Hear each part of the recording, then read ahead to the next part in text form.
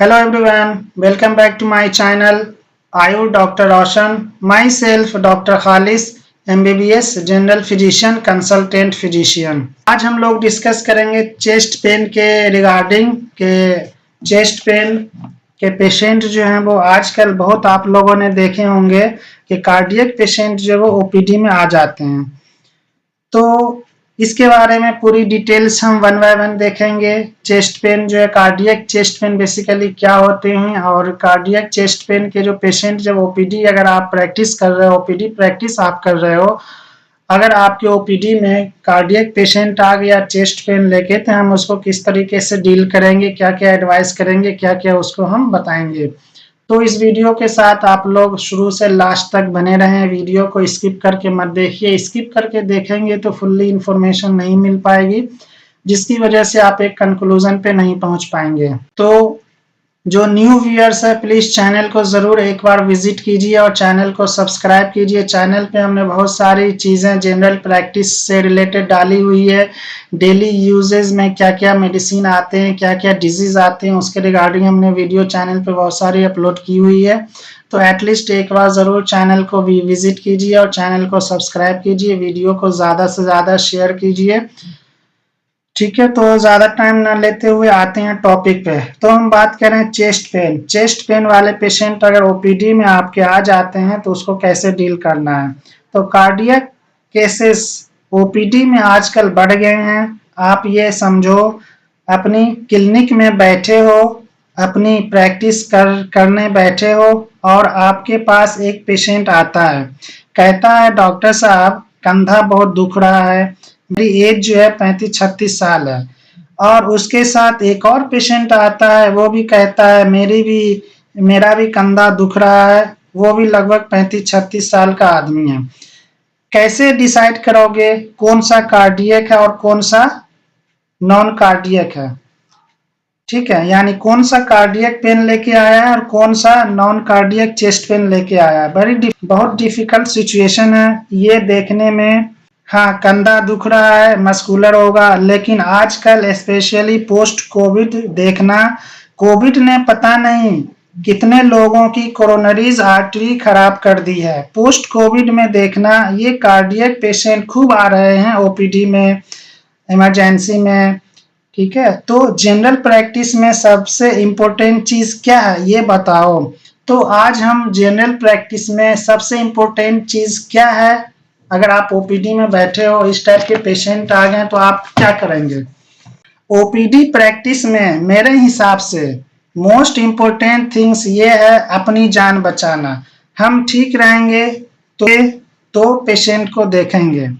आप क्लिनिक में बैठे हो, सबसे इम्पोर्टेंट चीज ये है किस पेशेंट को, आप क्लिनिक में बैठे हो, सबसे इम्पोर्टेंट चीज ये है किस पेशेंट को ट्रीट करूं, किस पेशेंट को रवाना करूं। तुम हायर सेंटर जाओ, रेफर हो जाओ, तुम ईसीजी करवाओ, तुम इको करवाओ, तुम्हें कोई बड़ी प्रॉब्लम है। अपने दोनों तरह की कहानियां आपने सुनी होगी। ऐसी कहानियां आपने सुनी होगी कि डॉक्टर साहब के पास लेकर गए थे, उनको कुछ समझ में नहीं आया, आधे घंटे तक देखते रहे, इलाज करते रहे, बोतल चढ़ाई, पेशेंट को हार्ट अटैक था, पेशेंट वहीं गुजर गया। बाद में अटेंडेंट ने डॉक्टर साहब का क्लिनिक तोड़ा। ऐसी भी कहानियां सुनी होगी आपने कि डॉक्टर साहब के पास लेकर गए थे, कंधे का दर्द था, डॉक्टर साहब एंजियोग्राफी करवा दी, कुछ नहीं निकला। तो इस टाइप के केसेस आपको बहुत सारे सुनने को मिले होंगे। तो आप कोई भी डॉक्टर हो, आयुष डॉक्टर हो, एमबीबीएस डॉक्टर हो, एमडी मेडिसिन हो, ठीक है, डीएम कार्डियो, कोई भी डॉक्टर हो, तो आपको किस तरीके से पेशेंट को डील करना है, किस पेशेंट को ट्रीट करना है। सबसे पहले तो हमें आइडेंटिफाई करनी है कि कार्डियक चेस्ट पेन वाले पेशेंट के क्या क्या क्राइटेरिया होते हैं और नॉन कार्डियक चेस्ट पेन वाले पेशेंट के क्या क्या क्राइटेरिया होता है। तो उसके बारे में इस सारी चीज को हम डील करेंगे। तो ओपीडी प्रैक्टिस में ये दोनों कहानियां चलती हैं। आपको इन दोनों कहानियों के बीच चलना है, बैलेंस बनाकर। ऐसा नहीं कि हर इंसान की एंजियोग्राफी होती जाए और ऐसा नहीं हो कि हार्ट अटैक वाले को हम मिस कर जाएं। है ना। ये दोनों चीज को हमें बैलेंस बना के चलना है। सबसे इम्पोर्टेंट चीज ये है अपनी जान बचाना। सबसे इम्पोर्टेंट ये है जानना कि किस पेशेंट को ट्रीट करना है और किसको रवाना करना है। 4 पेशेंट कम आए पर क्लिनिक नहीं टूटे तो सब अच्छा रहेगा। आज हम सीखेंगे कौन सा चेस्ट पेन सबसे खतरनाक हो सकता है, जानलेवा हो सकता है, कार्डियक हो सकता है। हम डिस्टिंग्विश करना सीखेंगे कार्डियक और नॉन कार्डियक चेस्ट पेन के बीच में, ठीक है, इसके बारे में सीखेंगे। चेस्ट पेन का मोस्ट कॉमन कॉज है पेट में गैस बनना, लेकिन दिक्कत यह है 20% चेस्ट पेन हार्ट अटैक हो सकता है, ठीक है। 20% चेस्ट पेन जो है वो एक्चुअली हार्ट अटैक हो सकता है, लेकिन सबसे मोस्ट कॉमन कॉज क्या है, पेट में गैस बनना। 10% अदर लाइफ थ्रेटनिंग कॉज होते हैं, लाइक टेंशन, निमोथोरैक्स, एओर्टिक डिसेक्शन होता है, पेरिकार्डाइटिस होता है। ये सारे क्या है 10% में आते हैं, लेकिन ये जो है लाइफ थ्रेटनिंग होते हैं, ठीक है। ये सब चीज आज डिस्कस नहीं करूंगा। आज सिर्फ ये डिस्कस करूंगा cardiac and non cardiac chest pain को डिस्टिंग्विश करना कैसे सीखेंगे। ये सारी चीज के लिए फिर मैं एक अलग से वीडियो अपलोड करूंगा, उसमें डील करेंगे। आज सिर्फ cardiac and non cardiac chest pain को कैसे डिस्टिंग्विश करते हैं। अगर ओपीडी में पेशेंट आ गया, आईसीयू में पेशेंट आ गया, इमरजेंसी में आपकी ड्यूटी है, वहां पेशेंट आ गया और उसको फिर कैसे मैनेजमेंट करना वो सीखेंगे। तो चेस्ट पेन के कोरोनरी कॉजेज या कार्डियक कॉजेज क्या क्या होते हैं वो समझते हैं। चेस्ट पेन में मैक्सिमम कॉज गैस एसिडिटी यही होता है, लेकिन जो 20% हैं लोग, उन्हें हमें पहचानना है। जैसा कि हमने बताया ओनली 20% लोग हैं जिनको एक्चुअली हार्ट अटैक होता है और 10% और अदर चीजें होती है, अदर लाइफ थ्रेटनिंग कॉजेज होते हैं। तो टोटल 30% पेशेंट ऐसे हैं जिनको हमें बचाना है एक्चुअल में, बाकी को सिम्टोमेटिक मेडिसिन देके ठीक करना है। तो आमतौर पे चेस्ट पेन क्यों होता है, जैसे कोरोनरी आर्टरी है, कोरोनरी आर्टरी एक्चुअली 2 होती हैं, ये फर्दर डिवाइड होके 3 हो जाती हैं। ये 3 कोरोनरी आर्टरीज हार्ट को ब्लड सप्लाई करती है, जैसा कि हम सब जानते हैं। इसके बारे में डिटेल में बस थोड़ा बता दूं। एक लेफ्ट कोरोनरी आर्टरी होता है, राइट कोरोनरी आर्टरी होता है। Left coronary artery further 2 part में डिवाइड हो जाती है, ठीक है ना। वो किस में होती है, LAD में हो जाती है और circumflex, left coronary circumflex artery में डिवाइड हो जाती है, ठीक है। तो अब आगे आते हैं। हार्ट का काम है बॉडी को ब्लड सप्लाई करना, और ये 3 कोरोनरी आर्टरीज जो है इसका काम है हार्ट को ब्लड सप्लाई करना। अगर इन 3 में से किसी में भी कोरोनरी में ब्लॉकेज आ जाए और ब्लड आगे ना पहुंच पाए और वहीं अटकने लग जाए, तो ऐसे में पेशेंट को जो सिम्टम्स आते हैं उसे एंजाइना या एंजाइना इक्विवेलेंट कहते हैं। अगर वो कोरोनरी पूरी बंद हो जाए और इसके कारण हार्ट की मसल्स मरने लग जाए, तब जो होता है उसे हम हार्ट अटैक या MI कहते हैं। तो this is the cause of 20% of chest pain, and this cause we have to rule out or to identify। और भी कुछ कॉजेज होते हैं जिसे एओर्टिक डिसेक्शन या पेरिकार्डाइटिस, उसकी बात हम थोड़ा बाद में करेंगे, किसी और वीडियो में करेंगे। आज का अपना फोकस कोरोनरी पे है। चेस्ट पेन के तमाम कॉजेज होते हैं, उसमें हम कार्डियक कॉज को डिस्टिंग्विश करना सीखेंगे।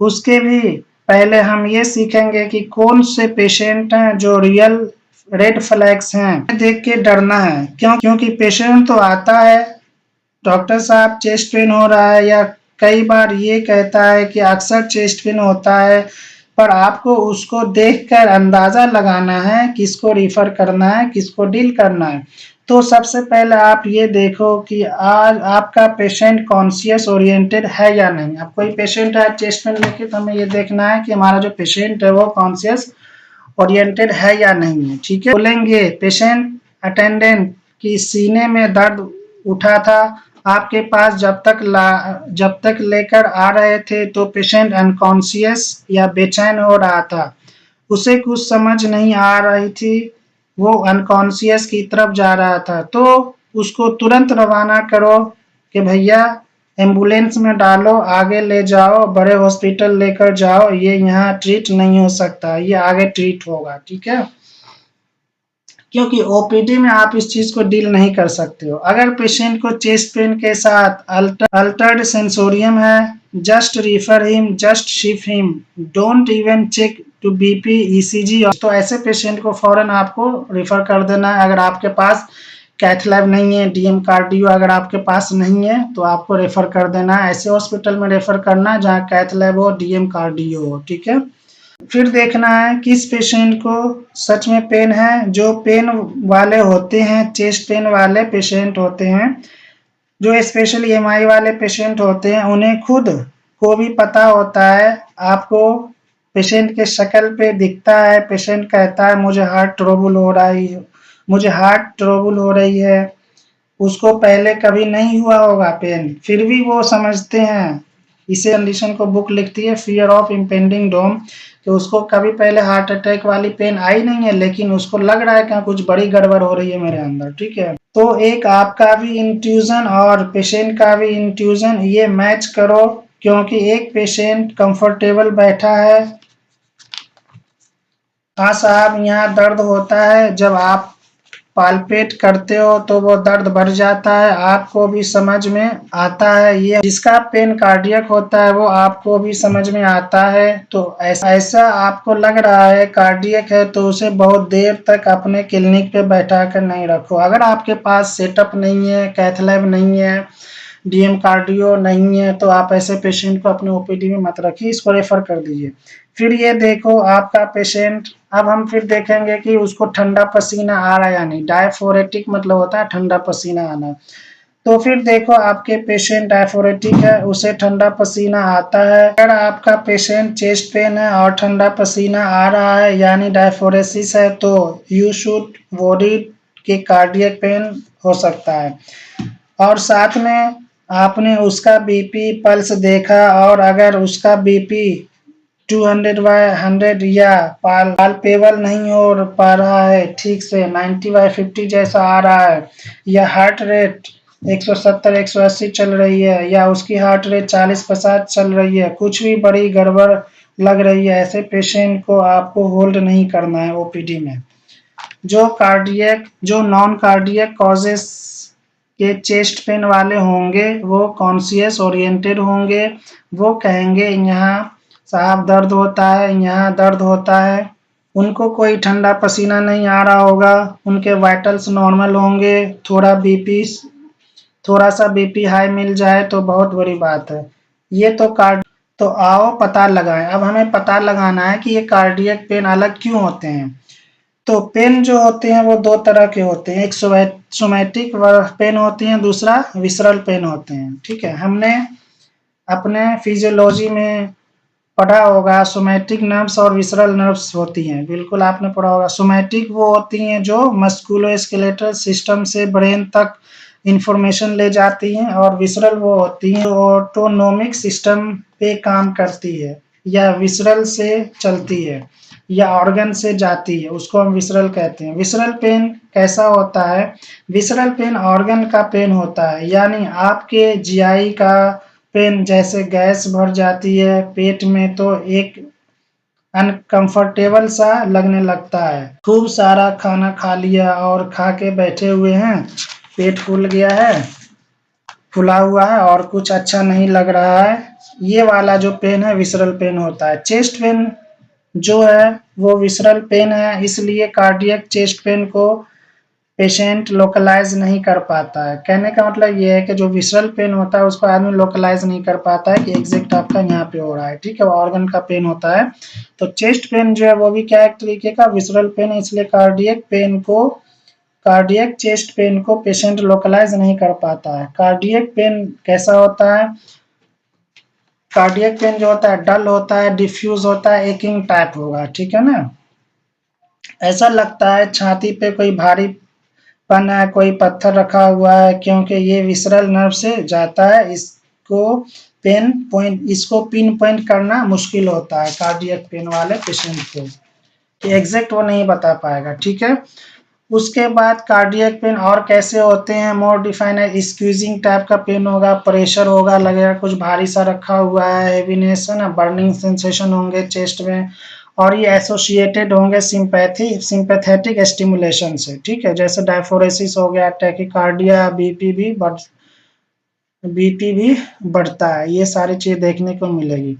अब एक typical cardiac ischemic chest pain के क्या क्या हो सकते हैं, कहाँ पे होते हैं, तो वो टिपिकल कार्डियक इस्केमिक पेन जो होते हैं वो सब एक्सटर्नल होते हैं, यानी छाती के बीच में होते हैं, स्टर्नम के नीचे।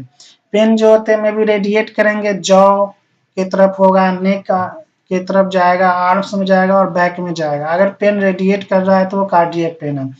यूजुअली आफ्टर एग्जर्शन पेन जो होगा वो इंक्रीज होगा, पेशेंट बोलेगा कभी कभी ये चल रहे हैं, फिर रहे हैं या कुछ कर रहे हैं तो पेन जो है बढ़ता है। तो ये सारी चीजें होती है typical cardiac ischemic chest pain में।